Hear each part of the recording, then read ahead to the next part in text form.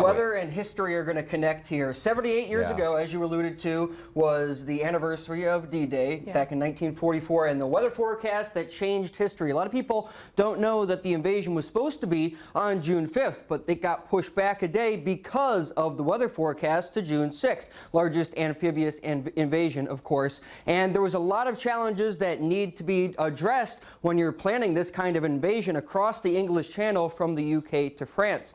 Now, there's a whole sorts of different needs that need to be met from the different types of invading forces. The Army, the Navy needing good visibility, limited waves in the English Channel, firm and dry ground on the beaches for the Army, minimum ceiling height for the clouds for aircraft that's flying in, and a lower tide to expose the underwater German mines. So this was all things that Supreme Allied Commander Dwight D. Eisenhower needed to consider.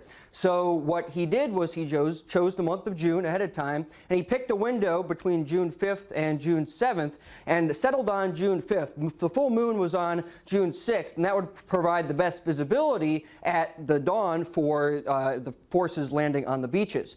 So what Eisenhower set up was 3 forecast teams, 2 British teams and 1 American, and they were led by Captain James Stagg of the British Royal Air Force, and he was a meteorologist with a Met Office in Britain. So each of these teams worked independently on a weather forecast for that window of time in early June. Keep in mind, this is the 1940s when we did not have computer models. We did not have weather radar. We did not have weather satellites. We just had weather balloons we could launch, some data that we were able to access in the Atlantic Ocean. And the Allies had more data to access in the Atlantic because we controlled the Atlantic at this point of World War II. So with these very primitive weather forecasts back in the 1940s, we were still able to forecast these weather conditions fairly accurately and make a forecast that in the end made a big impact on when we invaded Normandy. So early June 1944, the weather pattern turned fairly stormy over the English Channel with an area of low pressure up to the north and west of the United Kingdom, allowing storm systems to move into that area, moving rain and wind and unfavorable weather conditions. So on the morning of June 4th, this was the weather map. Here's the UK, here's France. You can see a weather system approaching the area. So this was when Eisenhower had to make the decision, do we invade on June 5th or do we push it back a day to June 6th? Based on this weather forecast, he pushed it back 24 hours because of that incoming storm system. And that was a good decision because on June 5th, with that storm system coming through, this cold front sweeping down into the English Channel, the invasion would have been next to impossible had they had done it on June 5th with rough seas and rainy, stormy conditions. So by June 6th, the storm system had moved far enough to the east, past the English Channel. The conditions were marginal, but they were still favorable for the invasion. So the clouds started to break. The waves were a bit choppy, but it wasn't impossible to do the invasion. And actually, because the conditions weren't perfect, they caught the Germans by surprise because they were expecting a much longer stretch of fair weather when the invasion was to happen. So the invasion went to plan on June 6th.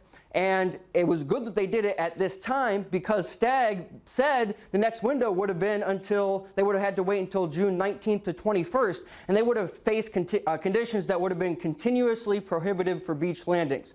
So Eisenhower wrote to Stagg saying that thanks to the gods of war that we went when we did.